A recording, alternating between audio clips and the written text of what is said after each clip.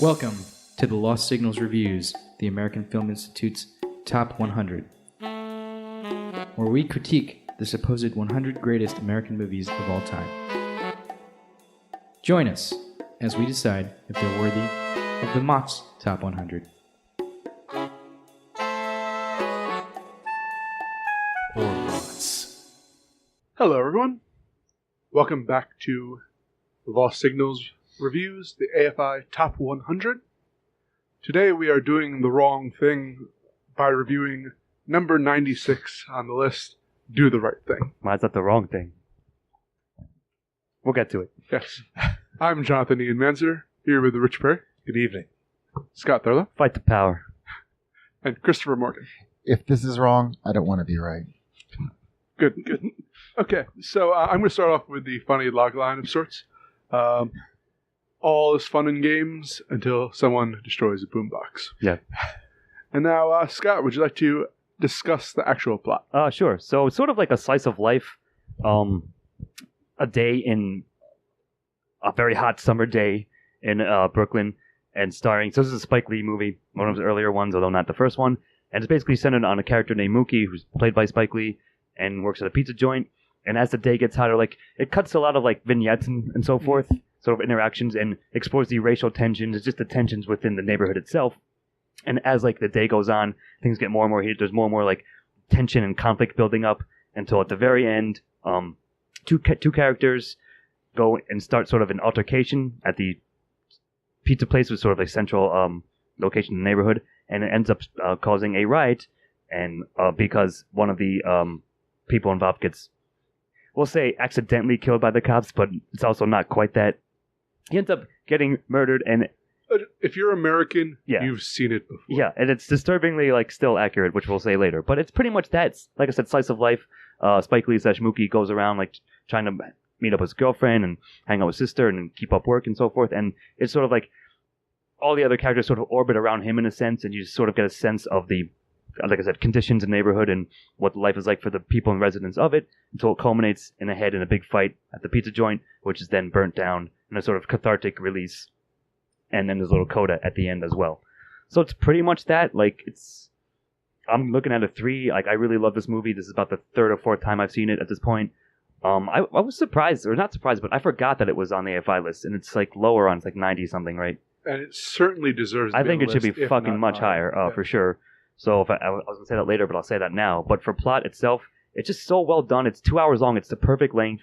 And like I said, the tension builds up. It starts off sort of we said, precast, a little lighthearted, has comedic elements to it, sure. But it's all fairly serious, grounded underneath that. And it just gets more serious as it goes on. It's a simmering thing underneath underneath the lid, and it's just it's just waiting for one little thing. Yeah, precisely. And then the spark lights it off, and then everything just comes ahead, like I said. So I'm looking at a very strong 3. It all holds together very well. It's paced perfectly, and it's fucking spot on.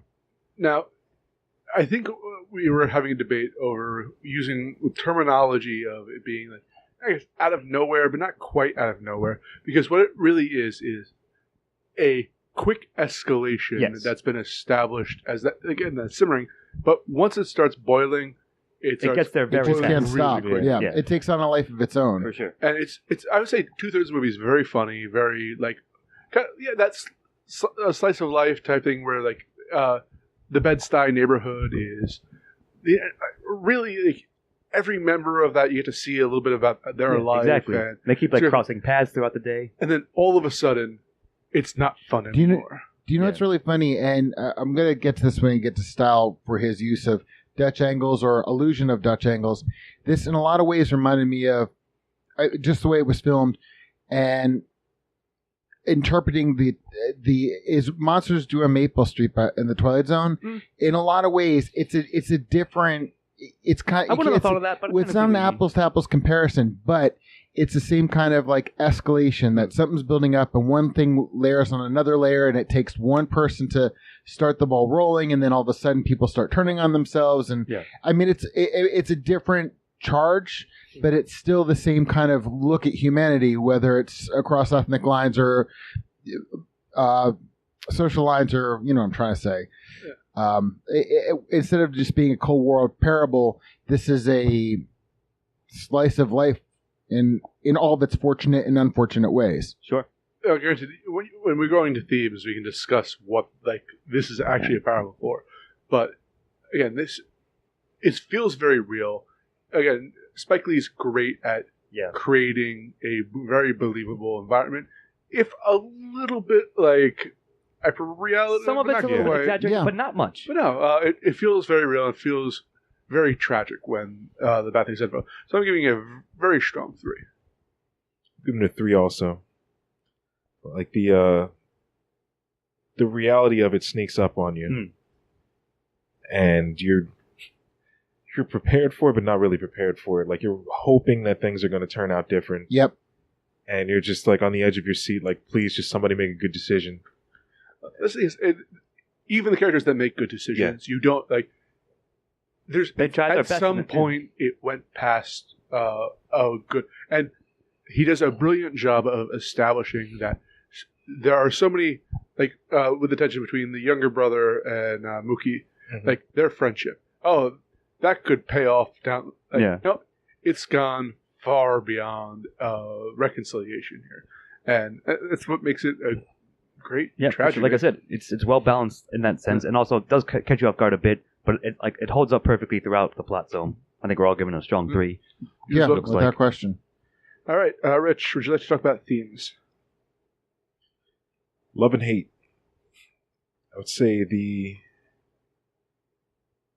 two sides of the coin, as Radio Raheem does his whole speech, and of course with the ending with Dr. King and Malcolm X, their ideologies on how to deal with the problem with racism, and at least I would say half the cast is trying to do the right thing, while the other half is slowly getting more and more consumed by hate, which is beautifully done up with the temperature rising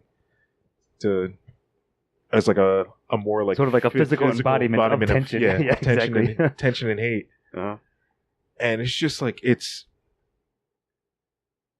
there are I guess we'll get to this antagonist where there's some villains of the story, but for the most part it's just people just letting that little voice kind of get that little hate bug just kind of burrowing in and letting it overtake them, they're just their preconceived notions or their previous run-ins. Yeah, they're sort of buried prejudices.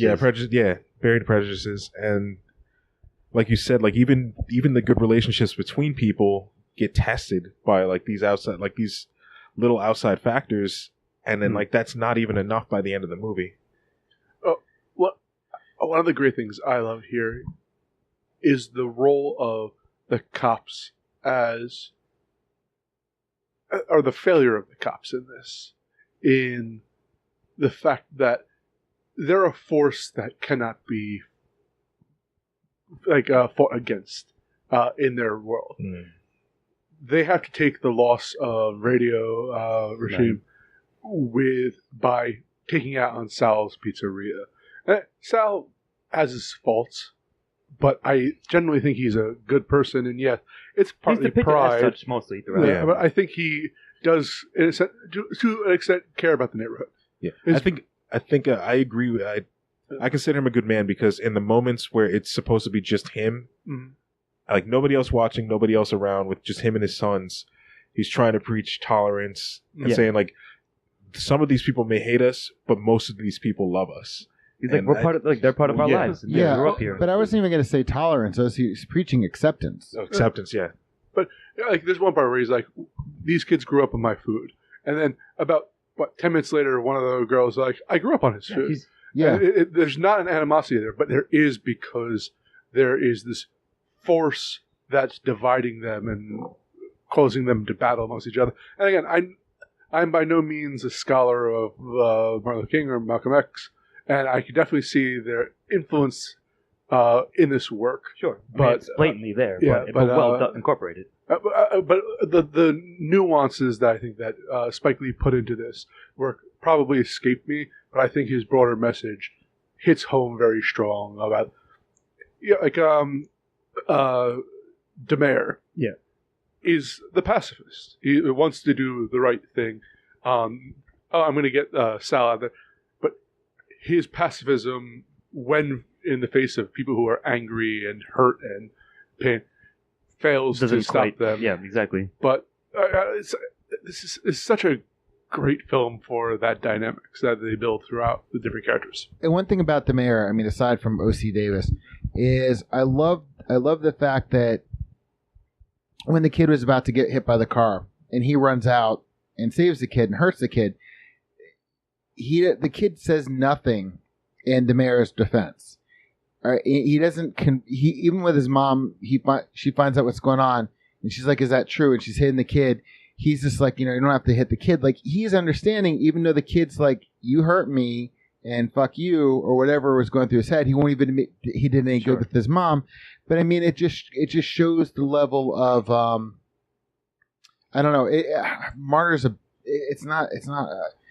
it's just, I guess, going back to showing the true pacifist, showing somebody who, look, doesn't need a thank you. He did the right thing, but doesn't need a thank you. It's a pure empirical. He's a great character. And then Mookie, of course, at the end, and has to choose his tribe in a sense, and chooses the black community and literally facilitates the destruction of essentially another family he had. Yeah, and I don't know, again, this work deserves a much better analysis than I can give it, but I recognize the brilliance there. And one thing I was thinking, like, that decision broke the tension. Like, had he not done that, how much worse do you think things would have been? That's a good point. Yeah. But one other thing I noticed, and you were talking about tribe before, during the day, Mookie goes there and he's wearing a Dodger shirt. And halfway through the film, he goes home and takes a shower and wears the Sal shirt. And that's what he comes back to at the end of the day. So it's kind of funny that at some point he decided to be like, hey, I don't know, for whatever reason, the character may have. To me, it's like, I feel like, and this is probably going to go to style, and I apologize, but you had said something about, tribe, and I was thinking that he was now wearing Sal's colors. And then it's just, I'm starting to see like all these little details, because I had noticed it at the film, but now things are starting to gel upon reflection. Well, I would say, I'm giving themes a 1 for sure, but a lot of it's probably tied in to the next question, to antagonists, because it's sort of like interwoven, I would say. But yeah, certainly it addresses all that stuff in a great way and weaves it in and out, like via the characters and their interactions and their situation and so forth. But yeah, and maybe I'll say it here, like, this film is unfortunately depressingly still pertinent and accurate because it portrays like the situation at large and the culture that we have. Like, still, that's probably not a good thing, but it does mean the film holds up because it is tackling that very thing even back then. I mean, a very about a guy being choked out by the police. Eric Gardner wasn't that many years ago where he was choked out by the New York City police. It's unfortunately still pertinent, but it's touching on things that are still happening in our society. Mm-hmm. So yeah, I'm giving it a 1. Yeah. Yep. Okay, on to antagonists with me. This is going to be an interesting conversation because you could see everyone, or every single major character in this, whether the protagonist or not, or even the antagonists, are antagonized by something else going on. Yeah, of course. You can make specific character, you can make very abstract points about. So I'm going to do one, which is the failure of the police. Because again, I don't think it makes the police. I don't think it does makes them seem malevolent. They're not evil. They're not like outright villains. Yes, they're human, and they made a human error, and their biggest error is leaving. Taking life, absolutely, but leaving that brewing riot. Yeah, they're just basically like, well, got to get out of here. Exactly, and showing that aspect of policing, of as not monsters, but just foolish humans like the Sure, rest of us. flawed people. I'll pass it along to whoever has. No, I mean, like, of course, I'm probably going to go with an ambiguous sort of non-corporeal antagonist, as I usually do, but I think it's more fitting for this film for sure. But I also, of course, agree that it's very clear that each sort of, let's say the group of 5 or 6 like characters we follow the most is antagonized. Sometimes they antagonize each other, even, right? So, like, that's there within the story of the film. But, of course, it's still the tension between cultures and peoples who are trying to, like, understand each other, but also have their like we mentioned, their seated bigotry there that sometimes may be brought to the forefront, and is trying to, like, sort of reconcile that. So, yeah, whatever you want to call the antagonist, I would say both of those things, and it's strong on either front. I was thinking about that one scene where that Mookie leaves after talking to Pino, and he's standing in the middle of the street, and he's like talking about the Italians, and then Pino's talking about the blacks, and then the Hispanics are talking about somebody else, and then you get to the Korean thing, and he's talking about the Korean shop owner, and he's talking about Mayor Koch, and it's just like you've got the greatest antagonist of them all. right. No, But- maybe but- he's the actual antagonist. But then at the end, there's a focal point to it. It's the focal point then Sal's. And when they go to attack the Korean shop owner, he's like, I'm one of you. I'm one of you. It's just, I mean, because you've got layers of tribe. You've got the block. Yeah. You've got, you know, Maybe tribalism could be a good antagonist. Like, absolutely- Yeah. tribalist mindset, at least. the tribalist mindset. Because at one point in the story, like even the 3 guys that were on the block are being prejudiced against the Korean shop owners. Like, what are they doing here? It's just like the passing down and the shifting of The vicious cycle of that. Yeah. yeah, and it's one of those things where, and then at the end you see the block coming together against Sal and the police, but still this one guy is having to fight. You know, it's just like all of a sudden the block becomes its own. That's why it reminded me of that Twilight Zone episode, because it was still that Gotcha. same I kind get of you. mob mentality, tribalism. Nothing brings people together like hate. Yeah. The greatest uniter. Oh my of all. god! I'm like, we're getting to. I said that off air, but no, I mean, like, nevertheless, into the right thing. I think it's depicted on any front you want. It's certainly, there's tension throughout, like hot ass summer days that then cause people to go. I'm going to say Bugging Out's the antagonist. Yeah, Yeah. Okay. I mean, he's certainly like he causes a lot of, He's the instigator. We'll say. He's the guy that walks into a room when you're setting up a domino chain and just fucking flicks it right in the middle of you setting it up. Yes, he is. Like he started off the whole snowball effect Yeah, because he's walking kick around off- trying to stir He did kick off a discontent. chain of events, but because literally everybody he went to in the neighborhood told him to fuck off when he's just like, let's boycott Sal's. He got to Radio Raheem, who was pissed off because he was told to turn his radio down. And then, like, the two of them just proceeded to stir shit up for no reason. Yeah, other than it was hot and they're mad. that's a good point. Like, Even Pino with his dumbass, who, like, hates everybody there, kept his head in that situation. And you would have thought that he was going to be the one that would pop off first. that's all true. Holy, that's I mean, I'm gonna give it a 1 for all, even that as well. Yeah. It all works. But like, I never thought about Bugging Out being like the centric antagonist, but it certainly fits. I think it sort of encapsulates it all as well. Maybe he's the agent of... Yes, exactly. I'm gonna go with Agent that. of Chaos. Yeah. Yes. Oh my god, that's hilarious. Yeah, so I'd never. that's a really I was good point, sitting there though, Rich. thinking, who's the antagonist? I'm like, oh, it's gonna be this esoteric thing we're all not esoteric. This nebulous thing we're all talking about, and you're like, him, like, oh yeah, of course he's the one. Well, I think that Domino's metaphor was perfect because if it wasn't for the tension of everything else running around, the cops doing what they're doing, he would not have a domino set to knock over. But he But saw because of the something situation, to yeah.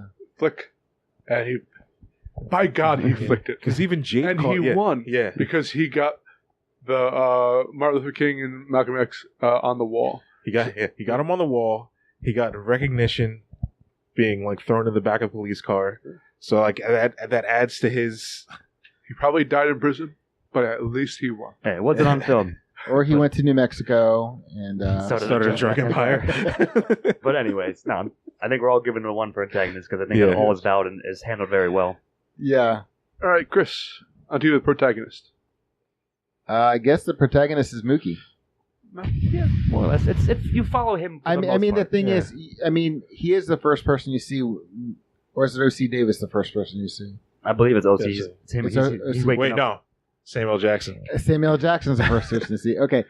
Well, Samuel L. Jackson's kind of like I don't know if he's the Greek chorus or I don't know what he. I can see him almost being. We'll get to him later. I'm sorry. Go ahead. So it's got to be if we want to fuse together like Danny, Sal, and Mookie, then I'm cool with that. Yeah, then I'm going to say a strong one, and yeah, because you're really following them. It's like the pizza shop's the nexus of it all, and these two are the Pizza Shop's the protagonist. Yeah. And Mookie did try his best to be mediator throughout the whole film. Yep. Yeah, he was very level-headed. Like he was trying to again do the best he could to sort of balance everything out without ruining membership with either tribe. Yeah. He tried to do the right thing. Exactly. Yeah. And even the mayor explicitly told him to always do it. But no, like sorry. Oh no, I was going to say the title becomes more and more relevant. So. But yeah, traditionally, like I always took him to be the protagonist. But I think you do follow enough of Sal, like when they're separated, and like you're saying, Rich, he's trying to teach his sons like not beyond tolerance. Like, listen, we're part of this community and family too, or Yeah, because he's so confused as to where the hate comes from. Yeah. And his oldest. Yeah. So I mean, it does a good job. Like, definitely Spike Lee does a really good portrayal, and Danny Aiello is always pretty solid, of course, as always. So. But I just want to bring up the son quickly because I know he's not a protagonist, but I love the fact that his hatred is simply, in a sense, class embarrassment over like my legacy is in this neighborhood where perhaps I should be better. So it's not really he hates them; he hates he hates his position in life, and sort of like externally takes it out on them in a sense. Where Sal is again, that's why I think he's been here he's an institution here, and he's for better or worse. He's going to cater to his community, and he's not a perfect person, but who is exactly, and he's doing the best he could. That's the right thing. Yeah, exactly. So yeah, I like that. I like sort of giving him both credit on that front, and definitely giving him a 1. Yeah. Okay, Scott, supporting. Some of the best supporting characters ever. So my personal favorite is either like a lot of people say it might back in the day have been Radio Raheem, and he's still great. Don't get me wrong, but like the three guys on the street, 3 old men, who are just like making observations and fucking with each other, like busting each other's balls. They were the whole amazing. Time. Like there's a lot of them too. So like you said, you got Sal's sons, Vito and Pino. You got Rosie Perez as Spike Lee, Mookie's girlfriend Tina, and his sister sister Jade as well. So, like, those 4 guys. Yeah, the 4 Martin Lawrence and his cronies, I guess, and Bugging Out, of course, as well. So, so like because you sort of like get cross sections of each other, like mother, sister, and the mayor, like the whole fucking neighborhood really is a secondary character, and you follow like a certain specific ones each throughout the day. I think they all stand out. They all do a good job. They do, like you said, add to a lot of the believability, the realism of like this block that they live on, and this is their daily lives in a hot ass summer. Like, and also, of course, I'll mention here Samuel Jackson as the DJ. The Puerto Ricans too. Yep. Their crew. Luis Guzman. Yep. So Luis Guzman is very, very young. Yes, very. It's like true. I'm looking at all these Forgot people about going, well, Samuel L. Jackson never changes, but everybody else, it's like this they're is a such movie babies. from '89 for sure.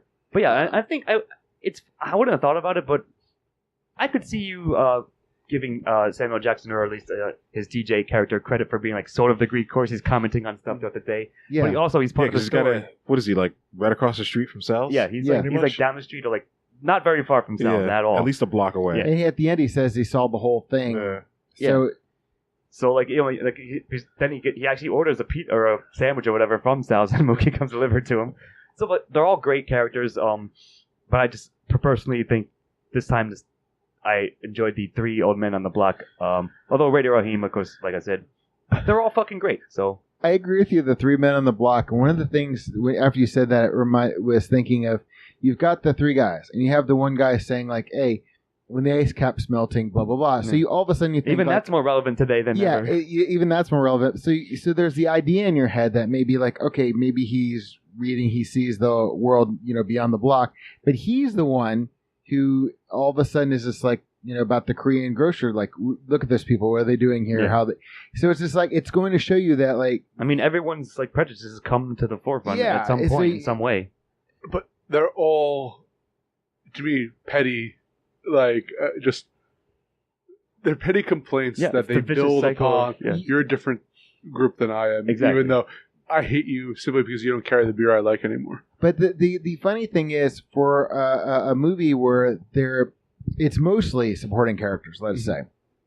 Yeah. I have never It's a lot more than seen- normal, it's true. It's kind of hard to see in like the best of movies, like a small handful of supporting characters get that much development. All these people. Yeah, that's true. Like Good point. 20 people, maybe not Martin Lawrence's group, but like everybody else in Luis Guzman, but everybody else has their own little character. There's so many dimensions to all these people. Yeah. The Martin Lawrence group represented the black youth in that neighborhood, and how they view, like the three old men or the older generation, and then mother, sister, and the mayor, the generation above them. Yeah. So yeah, they each do have a like fairly symbolic role in the greater. Yeah, for story. sure. No, but I'm talking about fit there very well. in getting to actually know them. Like they are kind of like you see You're them. saying they aren't more than they're the group they're representing? Well, they don't get their own stories outside of. Yeah, I mean, they I sort of think do. Ian's implying the right thing, that their group itself is the story. Just like Leon, maybe. I would agree with what you're saying about the idea that because the one character who confronts the mayor, Oh yeah. and this is really his shining moment of character development, is more a thing of like, I'm the youth, you're the old person, I wouldn't make the same mistakes you would, even though they're at the forefront of the burning down of the pizzeria. So. Yeah, that's true. And they kind of walk in there And and then, be like, of course, hey. you had mother sister breaking down at the seeming cycle of their never-ending. and then comforted by the mayor. But yeah, like I said, like it's sort of like, I guess I'll reference Rear Window, which you did not too long ago, where like you get to see the characters in the other apartments in their lives a bit more. So like you said, like I think you said something like they're heroes of their story. We get to see more of their story in this one. And I think it was all really well done. And the other thing about Mother Sister is, like, before she started screaming, she was like, correct me if she was wrong, all- she's like, burn the motherfucker, whatever. And then She was all for it. But then again, that goes part and parcel with the thing. She got caught up in the moment Sure. and then realized, oh my god, My God, what have I done? Yes. what have I done? Yeah, it was mostly when the hoses came out Yeah. that she really lost it. So yeah, man. Well, but I just have one final thing to say. Bug outs, Jordans, Rashid's, Boombox. Those are the real important Well, characters. I was Yeah, they waiting are. for that for like style and shit, but it's funny. I guess the boombox is Boombox definitely is his own character. Boombox yeah. even unfortunately gets murdered in this film as well. but its ghost lives on in That's the true, burnt out remains of So sounds. somehow is playing Public Enemy from the grave. But no, I'm definitely giving Check and Air a strong one. I think we all might be. Okay, Rich, on to dialogue with you. Solid stuff. I mean, it was near your wasted word. Yeah. Most of the good point, or most of the strong points in this film, I think, were the conversations between characters, specifically regarding their antagonistic relationships with the other characters. Like, who was it? Mookie trying to get Vito to stand up to Pino. Sal trying to get Pino to stop being such a curmudgeon budding racist. Jade and Tina trying to get Mookie to be a better person. And even Mookie, one thing I meant to bring up before was when he was like saying to his mother-in-law, the grandmother of his child, Yeah. like he was like making some comment about being Spanish. And it's like, it's bad enough we had to name him Hector or something like that. I'm sorry. It's just, that was a piece of dialogue that caught note and is part of the layers of, I don't know, the layers of this, all the racial and all the tribalism. All the tribalism. Yeah. No, for sure. Like, I'm going to give it a 1, and I always liked it. Like, there's some, like, the D motherfucker thing, like, when all that stuff, like the more comedic stuff is still spot on, but when it gets serious, that's even stronger, I think. And like a lot of the vignettes, the monologues, and especially the way they're shot, which we'll talk about style in a second, but, like, the love-hate thing, like Raheem's speech about that, still stands. I'll save it. No, I'll just do it now. Like, when the camera turned back around to reveal that Mookie was standing there the whole time for this speech, like, I was expecting to just, like, cut to the next scene. But it's like, no, like, we're watching it. Yeah, we're watching it from his point of view. He's standing like, all right, man. I thought the same thing. There it is. Yeah. And then he's like, I gotta get back to work now. But yeah, all the stuff like that when, like, the camera's, like, in your face and, like, the mayor, like, in his little monologues as well. And all that. It's all fucking fantastic throughout. It's snappy, but not, like, again, not unrealistic for the most part. It's grounded in reality a lot, so it works more often. Thank you for bringing that up of the Love and Hate. Night of the Hunter. Yeah. Which I think did it originally with the tattoos on the fists. Do you guys know that? I know of it, but I've never seen it. But it's an really, I guess not that straight. I love the fact that they referenced that. Yeah. And created something new with it. Sort of updated it. Yeah. So, again, this, especially the first maybe 2/3 of, maybe even 3/4 of this, it's more of a, like, kind of slice of life comedy type thing. And it's very fast paced. Yeah. So even what doesn't keeps work, it moving. It just, the dialogue's so snappy. It's the whole thing. Exactly. Great. Agreed. All right. I guess style now. Are we all giving it a 1? I believe. Oh yeah. I believe we're all giving dialogue a 1. Yeah. So style. This is heavy 90s, or I guess 89 late 80s, 90s type style, especially the opening scene. Yeah. With the, well, that for sure. Yeah. But Lee does a great job of building his world, and stylistically, it all feels real. It feels, again, a little bit hyper reality, as I said before, but still very grounded, and it feels very yes. And here's why. I just noticed this, or I thought of it actually. Maybe it seems obvious to you guys what I'm about to say, but I just never thought of it previous times watching it. It's almost like a stage play again, especially like some of the shots and stuff. Mm. So that's why it sometimes feels like hyper reality in a sense, but also is still grounded. So a lot of the framework, a lot of the, like I said, the shots, the way it like switches and so forth, like the thing with Raider Raheem, right? Basically, he just delivered a monologue, and then it goes back to like another character, like as if you were that character.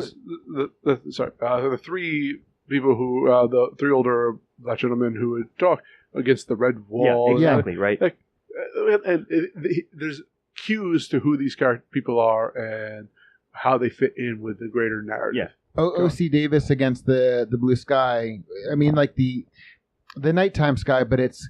I was agree with you, Scott. That was a point I was going to bring up about the theatrical, because one of my favorite movies, even though all these characters are horrible people, is Glengarry Glen Ross, and it was a play, which is an actual stage play. Yes. Yeah, but the way the director shot it mirrored that, and his use of color and so forth. I noticed right away with this, and I mean, and they were both shot around the same era, so I'm right with you on maybe the style, but it is a very theatrical piece, and he did manage to throw in those solid colors like you're talking about. I don't want to say it was green screen because it didn't look green screen, but you can tell that maybe there was a facade OC was standing in front of at some point. It was just, I don't know. It felt like a studio developed a neighborhood, like in a lot. Kind of, yeah. Like it almost feels like a set, like I said, but it also does. That means it's somewhat realistic as well, in a sense. I think that works to its favor. Yeah. And the other thing, and I brought this up before, was I loved, whether it was a direct Dutch angle or, like you pointed out, no, it was the angle of in the scene, the angle of the banister. But when somebody be talking from a window to the street, or somebody like Raheem and Sal, where one was taller than the other one. The way he would shoot that perspective, looking down and looking up, was absolutely mind-boggling.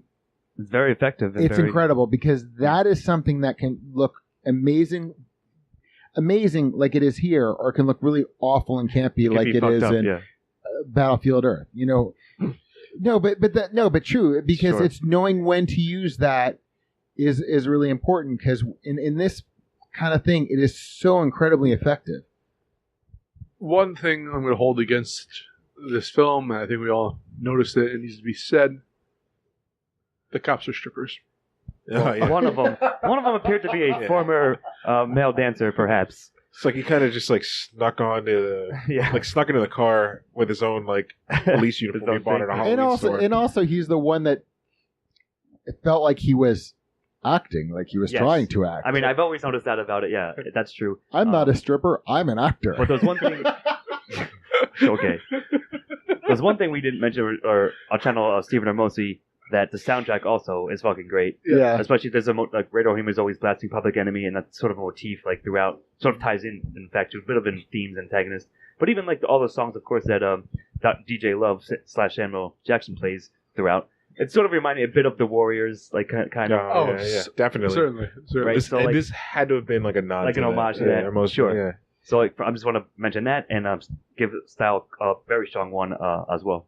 And when DJ Love was listing all the people he played, artists, I mean, you had everybody from New Edition to like, you know, Miles Davis. I mean, everybody in between, you know, and it's just like, you've got like the most commercial pop that nobody's going to remember now. And then you've got these, I'm like, I want to listen to that station. Anybody who's going to play this spectrum of people is just, it's, I don't know, it just, the details like that blew me away. You mentioned music, and that's one thing that affected me. That was a long ass list too. I thought he was going to stop like. Nah, I always remember that. He just rattles it off. For like I'm sitting here going, "When's he going to bring up this person? When's he going to bring up this person?" So this is going something I forgot to mention in themes that I just want to quickly address.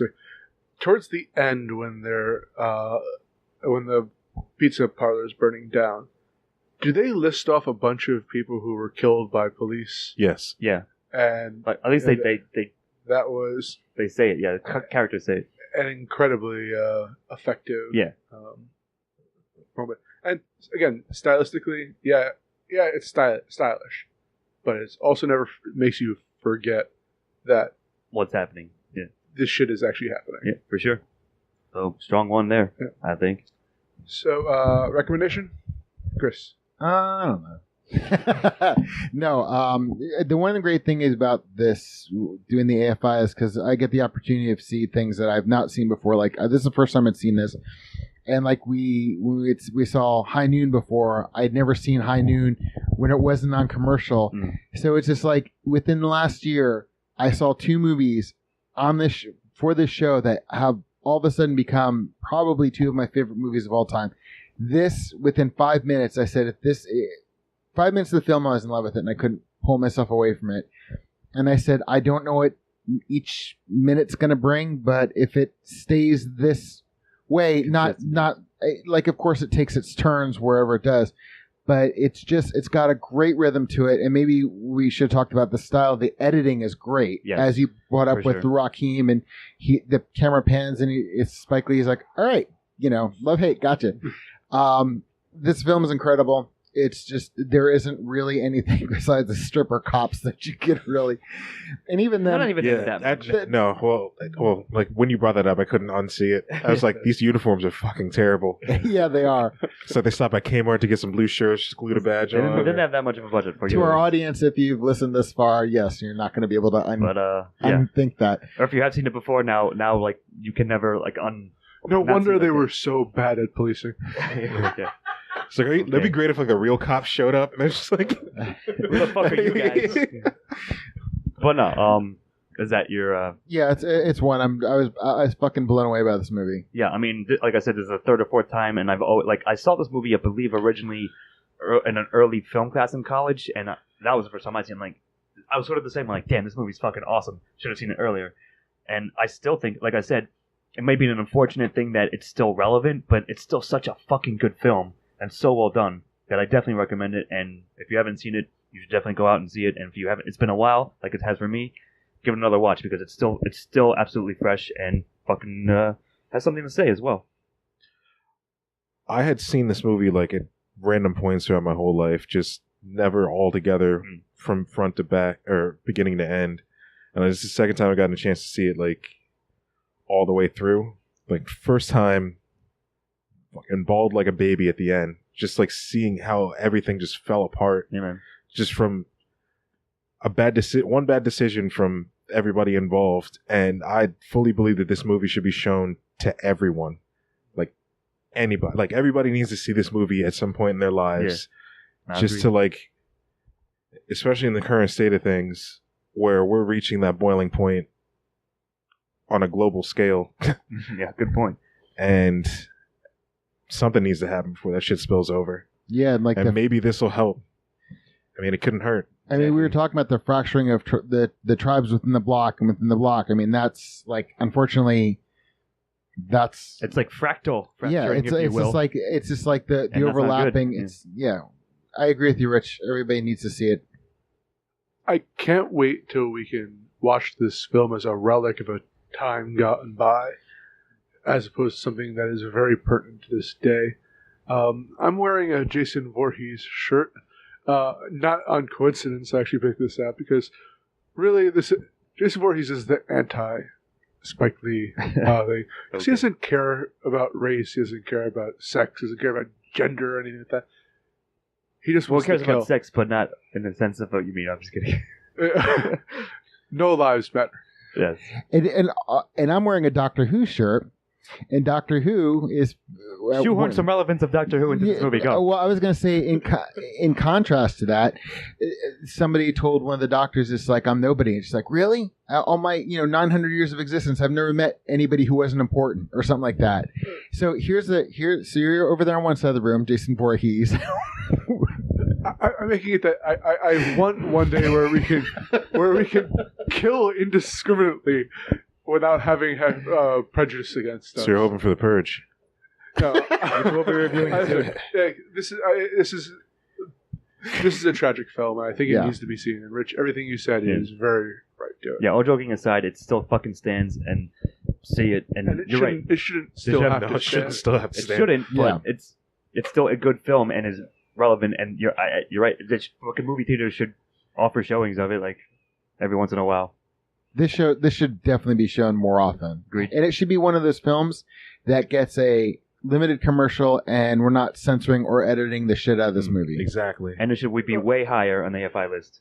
And it also addresses a lot of complaints you hear on, I guess, the other side of things. True. Over like, well, why would they burn down their own neighborhood? That kind of stuff. Like, this is a very emotional look at situations like that. Yeah, for sure. I don't know. I just think this is a very important. Like the mayor said, like their tempers are going to flare. They're going to do something that they're clearly going to regret the next day. And it's just almost like they can't help themselves. Like they need some sense of control, some focal point to just get that rage out, because they can't. Like the cops killed Raheem and snatched his body. Like they don't even get a chance to mourn. Yeah. But that's another thing. It's just like, oh, why would people burn their own neighborhood? Well, let's see. If there was brewing on my block between everybody and we started fighting, we'd probably set our neighborhood on fire, but we wouldn't need to. But from the outside world, not knowing what started that, because nobody really knows. We get hearsay and we get what's going on. So it makes you think that, like, okay, so maybe maybe the looting and the fires and so forth aren't shooting yourself in the foot so much as, well, this is an escalation that you did not see the beginning of. You said it yourself. It's boiled over, and like there's nowhere else for it to go, really. So, and unfortunately, that's what happens. But in situations. A great film makes you think, for sure. No, absolutely. So, any last thoughts? I think you're about to give us a score. I think I know what it is. Oh, it's 10. Yeah, deservedly so. And I think it is. I will channel Steve-O. Yes, this is indeed a 10 movie, 100%. Again, I don't want it to have to be pertinent, but it is. Yeah, it sucks that it is, but given that, it still holds up. All right, I'm Jonathan Ian Manzer, and I'm going to contemplate this movie some more. All right. I'm here with Rich Perry. I'm going to try to... I think I'm going to Johnny Appleseed this and just start tossing flash drives of this movie on it in like random theaters and I like it. libraries. Chris Morgan. Peace and long life. Live long and prosper. And Scott. And always do the right thing. We'll see you next time. Editing and engineering by Christopher Morgan. Music by Christopher Morgan. Check us out on YouTube and iTunes for the shows, and on Facebook and Twitter for updates.